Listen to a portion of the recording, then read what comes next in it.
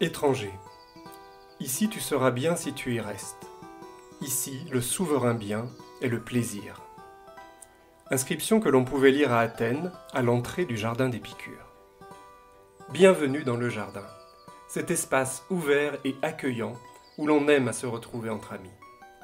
Le jardin est un podcast qui explore la création littéraire en s'intéressant d'abord et avant tout au quotidien, à la pratique, à la vie des autrices et des auteurs.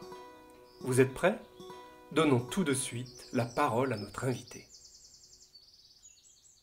Parfois même on est pris dans l'idée de « oh que c'est joli ce que je viens d'écrire », ce qui est la phrase la plus terrible parce qu'il n'est pas une fois ou une des phrases qui m'a fait dire « oh que c'est joli ce que je viens d'écrire » n'a été rayée par mon éditrice en disant « trop facile ». Bonjour Philippe Grimbert. Bonjour.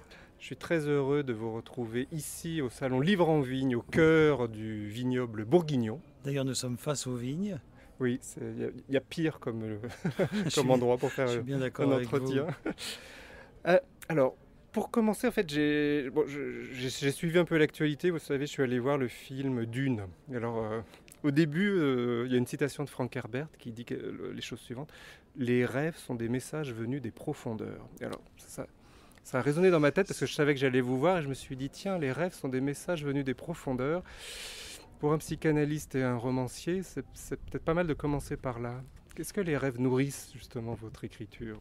Alors c'est vrai que c'est une très bonne question à poser à un psychanalyste, puisque vous savez que Freud appelait les rêves la voie royale d'accès à l'inconscient, les profondeurs. C'est bien ça, c'est l'inconscient.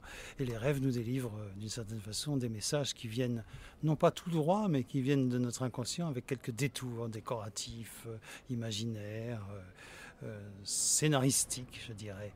Mais c'est aussi un très beau matériel pour l'écriture. Moi, je sais que presque dans chacun de mes livres, il y a au moins un récit de rêve, parce que c'est souvent de la poésie pure, parfois de l'horreur pure aussi, mais enfin, il y a du pur dans le rêve, malgré l'aspect tortueux de la chose, et la difficulté souvent à l'interpréter. Mais c'est l'expression d'un désir profond qui nous est à nous-mêmes parfois inconnu. Alors ça nourrit l'imaginaire de l'auteur, ça nourrit la pratique du psychanalyste, et puis ça nourrit évidemment l'œil de la caméra du cinéaste. Quand vous disiez pur, c'est le côté sans filtre un peu, c'est le côté qui c'est ça, tout parce peut s'exprimer. Il y a quelque chose d'incroyable, en particulier le dialogue avec les morts, c'est-à-dire qu'il y a quelque chose d'incroyablement simple dans les rêves, qui nous fait rencontrer nos disparus, nos chers disparus, et reprendre le dialogue avec eux d'une façon tout à fait naturelle et pure, sans que vienne s'intercaler l'horrible réalité de « mais ils sont morts ». C'est quelque chose qui ne nous vient pas à l'esprit au moment du rêve. C'est au réveil qu'on se dit « comment est-ce que j'ai pu imaginer ça dans la cuisine, parler tranquillement avec mon père, qui est mort il y a 20 ans ». 20 ans plus tard, dans mon inconscient, quelque chose est là, toujours aussi vif, et qui me fait complètement adhérer à ma vision. Il y a un entraînement pour se souvenir de ses rêves, parce que moi souvent j'ai des amis qui me disent tiens, t'es arrivé de quoi ? C'est le genre de questions qu'on peut se poser, et alors je suis en général assez ennuyé, je sais pas quoi leur dire. Oui, je vous dis j'ai oublié. C'est difficile, oui, mais vous savez, c'est ce que vous me dites là, beaucoup de mes analysants, comme nous disons pour parler de nos patients, nous le disent, oh, j'ai rêvé de quelque chose cette nuit, mais il m'en reste rien. Mais ce qui est très troublant, c'est ils disent il m'en reste rien, enfin quoi, une bribe.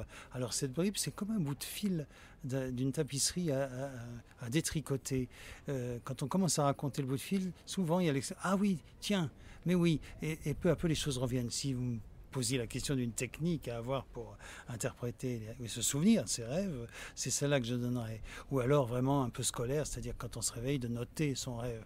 Enfin, franchement, c'est un peu aride et je préfère que les choses soient vives.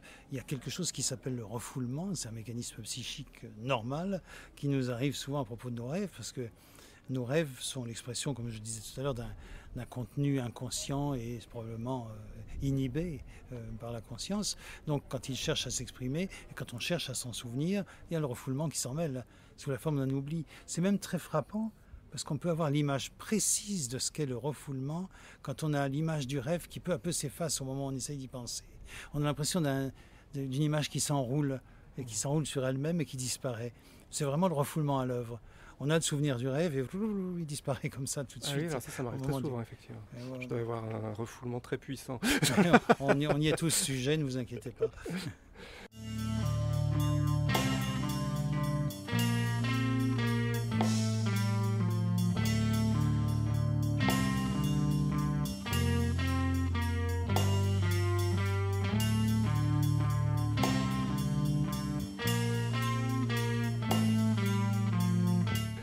Alors, dans le dernier livre, Les morts ne nous aiment plus, est-ce que justement il est question de rêve? Alors, je sais qu'il est question évidemment de la mort et puis de faire revivre en fait quelqu'un de manière un peu virtuelle. Oui, c'est exactement ce que le rêve essaye de faire. Au fond, quand nous discutons avec nos disparus, c'est le désir de faire revivre ceux qui ne sont plus là. Et le rêve y réussit parfaitement.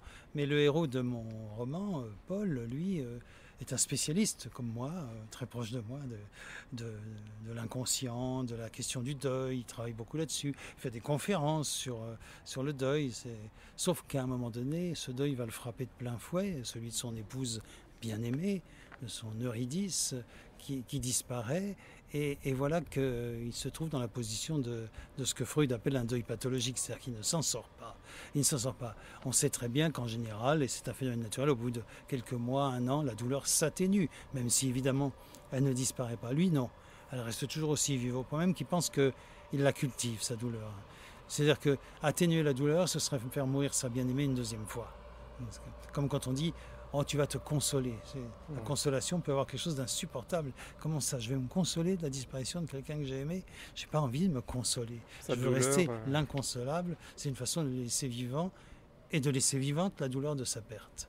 Donc c'est là-dedans qu'il est pris, jusqu'au moment où ça devient tellement douloureux qu'il est prêt à céder à toutes les chimères. Et voilà qu'il rencontre à ce moment-là un personnage étrange qui commercialise une invention qui permet de faire, j'en dirai pas trop parce qu'il y a quand même un suspense, j'espère qu'il y a un côté suspense et thriller dans mon livre, mais qui lui fait miroiter le fait qu'il a inventé un procédé qui permet de retrouver ses disparus, de discuter à nouveau avec eux, et pas seulement d'une façon comme ça complètement écrite d'avance, mais avec une certaine intelligence artificielle de ces morts, ces disparus qui peuvent à nouveau discuter avec nous, avoir des réactions inattendues, nous parler très spontanément, avec une sorte de libre arbitre. Et bien sûr, là, dans son deuil pathologique, il va céder à ce mirage et il va se lancer dans cette aventure folle qui le mènera assez loin. Nous invitons les gens qui nous écoutent à aller découvrir la suite dans le livre. J'espère leur en avoir donné envie. Oui, parce qu'il y a en effet, j'espère, une suspense, parce qu'on se demande vraiment comment va se terminer cette histoire. Et j'aime assez, on peut parler de son propre livre et dire j'aime assez, l'idée que la fin nous ouvre sur la nécessité de la création. Alors ce dernier livre sort chez Grasset, l'éditeur Grasset. Vous êtes assez fidèle à cet éditeur depuis la petite robe de Paul, oui, écoutez, Un secret qui a un énorme succès comme on le sait, La mauvaise rencontre, Un garçon singulier, Nom de Dieu, enfin tout. Oui, tous mes livres ont été publiés chez Grasset, sauf Rudique, parce que c'était dans une collection chez Plon, mais tout simplement parce que Grasset, Martine Boutan, mon éditrice chez Grasset, a été la première à me répondre quand j'ai envoyé, vraiment, c'est pas une légende, mon manuscrit par la poste, tout simplement. Beaucoup de gens nous disent j'en ai envoyé des dizaines et personne n'a jamais répondu. Moi, ça m'est arrivé aussi, sauf que là, quelqu'un a répondu. Et depuis, le travail que j'ai fait, c'est aussi parce qu'en rencontrant une maison d'édition, j'ai aussi rencontré une éditrice extrêmement rigoureuse et exigeante, cruelle. C'est-à-dire que j'ai pu trouver cruelle quand je voyais qu'elle me rendait mes manuscrits avec un post-it à chaque page. Ah oui, voilà. Parlez-nous un peu de cette cruauté. Ça, c'est formidable. Oui, on trouve ça cruel, évidemment, comme quand le professeur de français rayait en rouge ou mal dit, et est-ce bien nécessaire ou mal exprimé. Et il y a quelque chose comme ça dans le travail de l'éditeur. On retrouve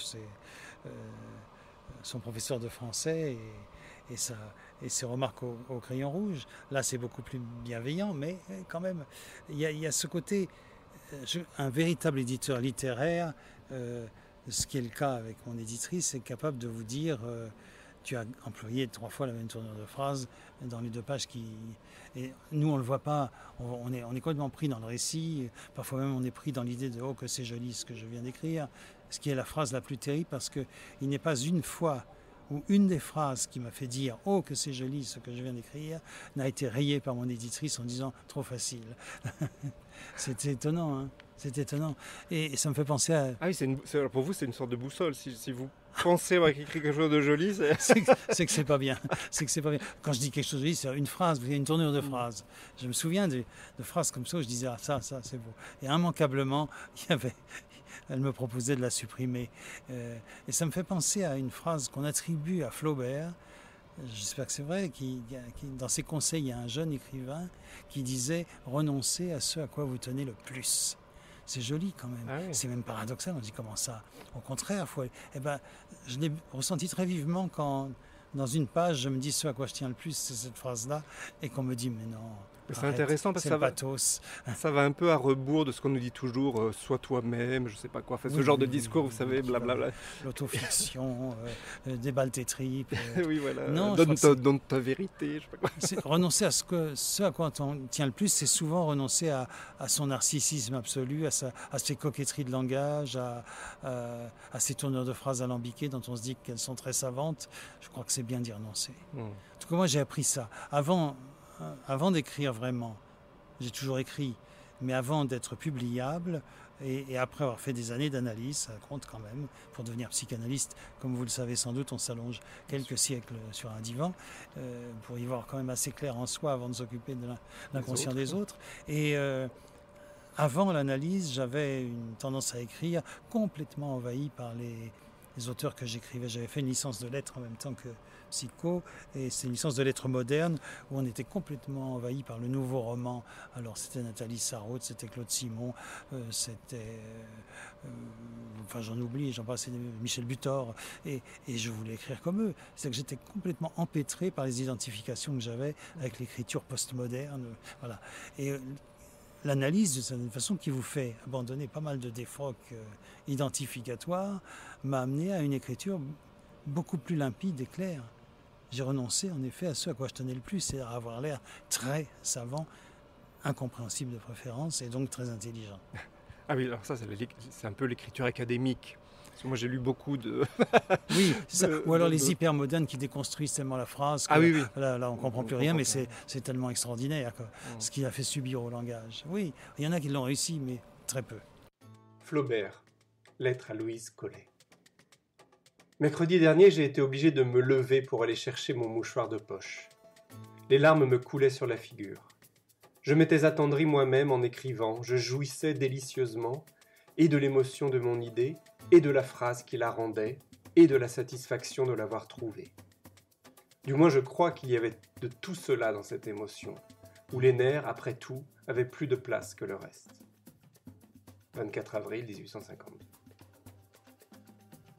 Maintenant, par combien d'études il faut passer pour se dégager des livres, et qu'il faut en lire, il faut boire des océans et les repisser. 8 mai 1852.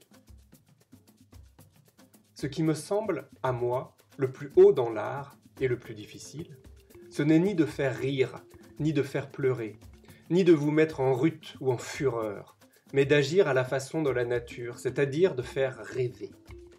Aussi les très belles œuvres ont ce caractère. Elles sont sereines d'aspect et incompréhensibles. Quant aux procédés, elles sont immobiles comme des falaises, houleuses comme l'océan, pleines de frondaisons, de verdure et de murmures comme des bois, tristes comme le désert, bleus comme le ciel. Homère, Rabelais, Michel-Ange, Shakespeare, Goethe m'apparaissent impitoyables. Cela est sans fond, infini, multiple. Par de petites ouvertures, on aperçoit des précipices. Il y a du noir en bas, du vertige. Et cependant, quelque chose de singulièrement doux plane sur l'ensemble.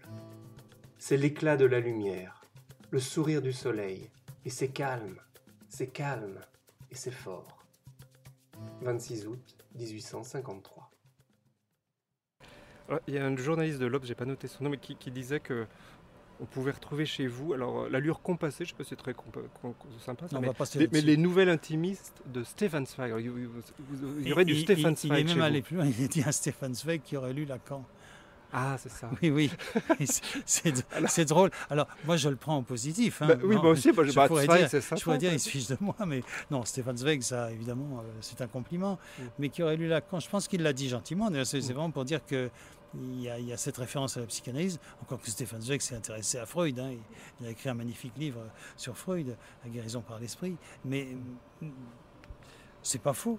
C'est-à-dire que ce sont évidemment je dirais pas mes sources d'inspiration. Lacan ne m'inspire pas dans l'écriture, mais en revanche, le travail sur le langage que Lacan a proposé, la façon vraiment de de s'intéresser à la racine même du langage, à ses trébuchements, à ce qui se dit sous ce qui est dit. C'est quelque chose qui m'influence forcément dans mon écriture.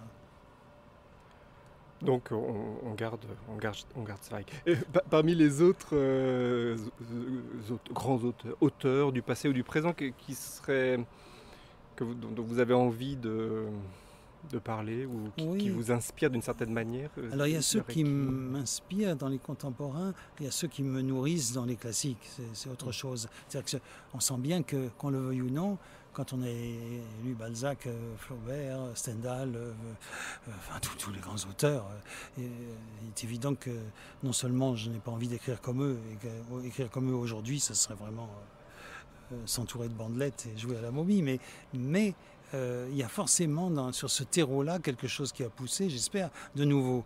Par contre, dans les contemporains, il y a des choses, je veux dire, par exemple, je suis toujours très admiratif de la façon de Modiano de ne rien raconter dans un livre. C'est quelque chose d'ahurissant, et de donner à chaque... Les noms propres chez Modiano, il y a une sorte de façon de savourer, de donner à chaque nom propre une consistance telle qui raconte à lui seul toute une histoire. Ça, j'aime beaucoup ça. J'aime beaucoup aussi Georges Perec, enfin, sa façon de jouer avec ce prodige qui s'appelle La Disparition, où il réussit à écrire 300 pages sans la lettre E. C'est la folie complète, mais c'est très intéressant, non pas parce que c'est quasiment habitable, mais c'est formidable parce qu'on voit bien à quel point la disparition d'une lettre oblige le récit. C'est-à-dire que tout à coup, le récit prend une autre tournure parce qu'il manque une lettre. C'est la lettre qui commande. Et là, on retrouve Lacan, la lettre. Est-ce que vous aimez vous donner vous-même des contraintes ou vous en faire fixer par quelqu'un d'autre quand vous écrivez, vos romans? Est-ce que c'est quelque chose dont vous avez besoin ou pas du tout? Non, parce que c'est plutôt... Il y a quelque chose d'étonnant, c'est que on connaît la comparaison avec la grossesse, c'est devenu un cliché, une tarte à la crème, mais n'empêche que je réfléchis à un livre quand l'idée me vient et que je vois que c'est une idée de roman et pas une idée de nouvelle ou d'article. Quand une idée de roman vient, et déjà il faut du temps pour que je me dise tiens, ça tient la route, oui, on peut aller jusque-là, jusque-là. À ce moment-là, j'y pense tout le temps, pendant, allez, on va dire 9 mois, c'est mieux, ça fait image, mais j'y pense tout le temps pendant des mois.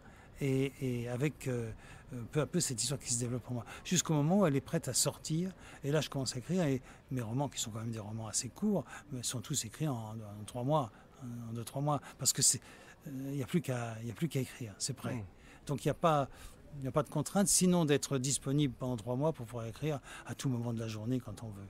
C'est très difficile quand je profite des vacances, quand je reçois des patients, c'est impossible de me lancer dans l'écriture et d'être dérangé, j'emploie à dessein le mot, par la sonnerie d'un patient. Je vais finir par les détester. Il ne faut pas que j'écrive quand je reçois. Mais en revanche, les week-ends et les vacances, il faut que j'ai la possibilité d'écrire à 1 heure ou 8 heures s'il le faut, mais que ce soit entièrement libre et pas limité. Une immersion. C'est pas des contraintes. Justement, je ne suis pas quelqu'un qui se dit de 9h à 11h chaque matin, je me mets en bureau, j'écris. Pas du tout. J'écris quand c'est prêt. Et là, je ne m'arrête plus. Donc c'est ça. C'est plutôt une absence de contraintes.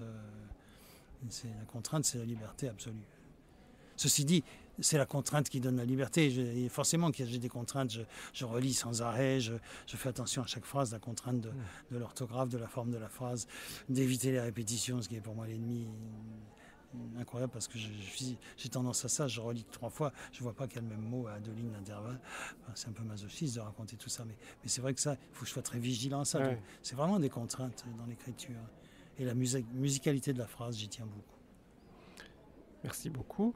Je vais vous rendre aux gens qui viennent là sur le salon pour vous rencontrer. Je voulais juste... Enfin, j'ai bien terminé par cette question. On a parlé des conseils de Flaubert, un jeune écrivain. Si quelqu'un vient vous voir pour vous demander, mais bon, moi j'hésite à écrire, etc. Qu'est-ce que vous aimeriez lui dire comme ça, s'il n'y avait qu'un seul conseil? Déjà, n'hésitez pas. Ça serait la première chose. N'hésitez pas. Mais c'est très important de laisser aux gens à la fois l'espoir que leur histoire, par exemple, s'ils veulent parler de leur histoire, les gens disent j'ai envie de raconter mon histoire, leur histoire aussi banale semble-t-elle, dès qu'elle est écrite, devient une histoire romanesque. Enfin, c'est l'écriture qui porte l'histoire de mes parents que j'ai racontée dans Un secret. Je la portais en moi depuis des années, des décennies même. Et c'est tout, c'était l'histoire de ma famille, il n'y avait pas de quoi Et pas de quoi en faire je ne vais pas dire un plat, parce que si, il y avait de quoi en faire un plat, mais il n'y avait pas de quoi en faire un roman.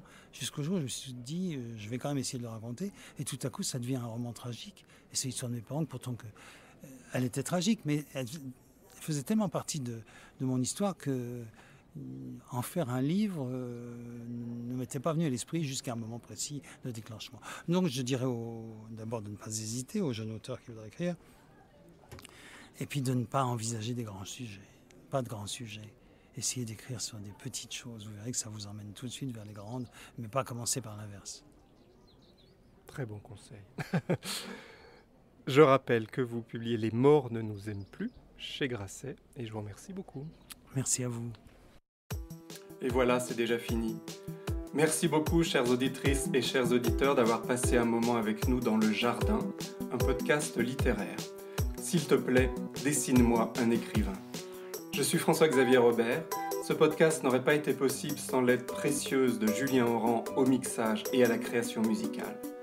Si vous avez aimé ce podcast, n'hésitez pas à laisser un commentaire, à le partager, à vous abonner. Rendez-vous très bientôt pour un prochain épisode du Jardin.